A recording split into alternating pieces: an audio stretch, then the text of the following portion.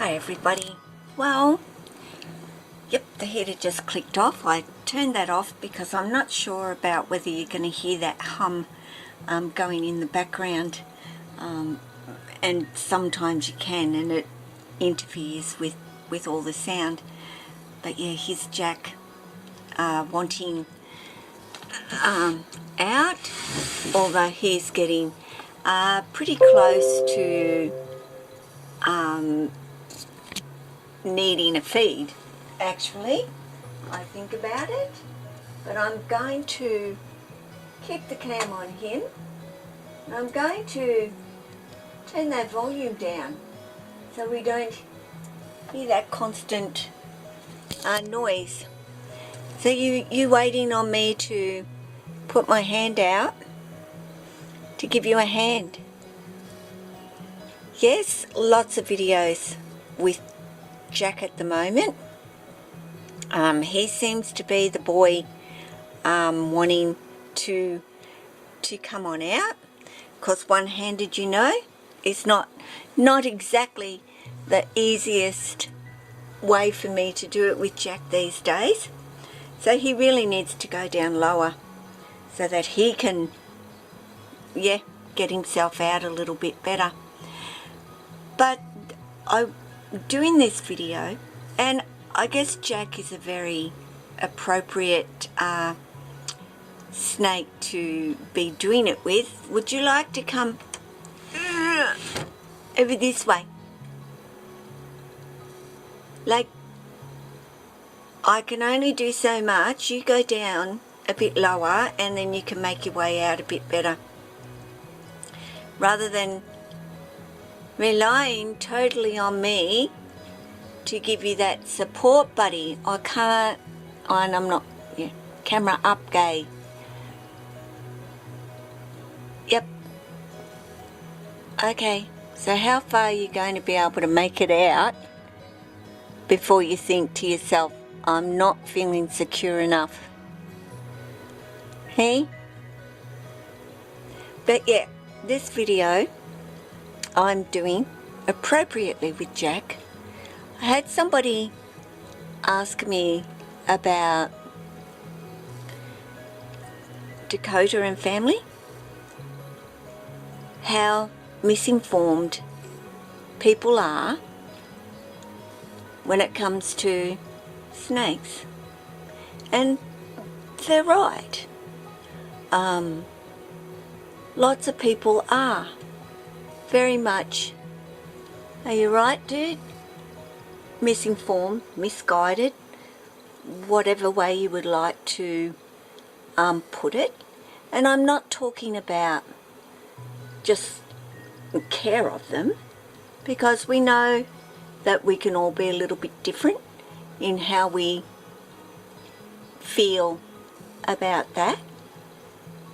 But I think as in knowing a snake to not be something to be frightened of or fearful of is more of what this video is. And as you could see, Jack is just an extremely friendly snake. And all I can say is that just doesn't happen. You can't expect to just get a snake and expect it to be necessarily friendly, especially when they're little. They're very fearful and very frightened and very unsure, and that is natural instinct. They're tiny and they feel threatened by anything that is around them, that is bigger than them, or that they see as a predator to them. And we would certainly, are you right now? I think he's kind of getting there slowly but surely. But for sure, you know, we would appear to be very much a predator. So, you know, their instinct really is and their only thing that they can actually do is to bite. That's all they've got, is their mouth. So naturally they'll bite, and a lot of people are very fearful of that bite. You know, as a little one, it's not that bad, but of course when you get a snake coming up to Jack's size, it's a whole different story, and you certainly would not want to be bitten by a snake the size of Jack. But in saying that, that is why when you get your snake as a little one, you spend the time with them and you develop that trust and that bond. Some people say that some are easier than others, and that's very true. Some can take longer than others to settle down and develop that trust. But even Tessa, who is still very, very defensive within her enclosure, is a lot better when she's out of her enclosure.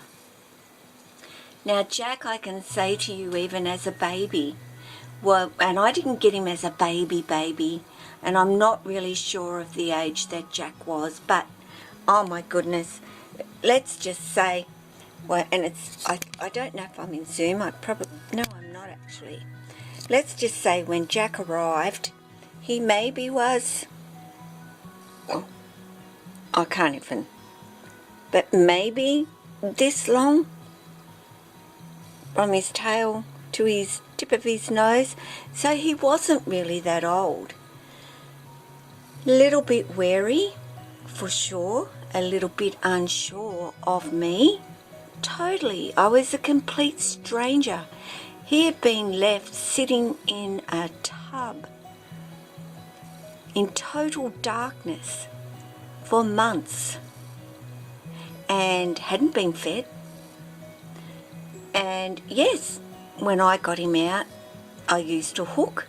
Of course I was going to use a hook. I didn't know him and he didn't know me.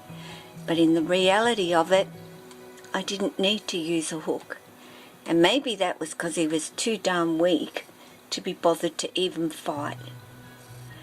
But literally, I can say from the day I brought Jack home, he has never ever shown any defensive behaviour towards me, whereas Tessa has done nothing but show constant defensive behaviour.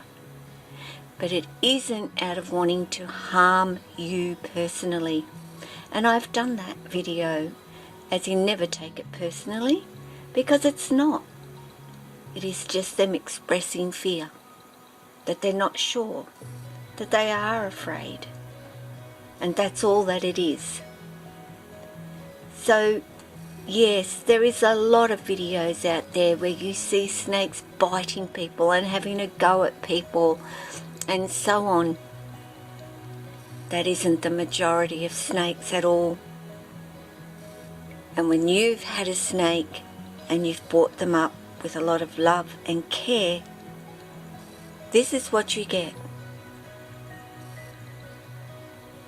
A calm, cruisy, easygoing, big snake. And Jack is a big boy. But I have absolutely no fear of him. Can you say absolutely no fear? I have an element of I'm not stupid at all. He's a big boy, totally a big boy. I'm not stupid with him either. I'm very mindful that he's a big snake.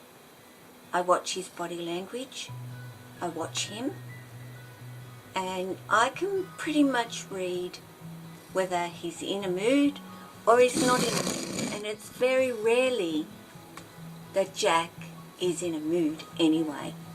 So I never worry too much about, you know, is Jack in a good mood or in a bad mood, or will he have a go at me, because I can guarantee you he won't, no matter the mood he's in, unless of course he's been fed and he's still in that feeding mode.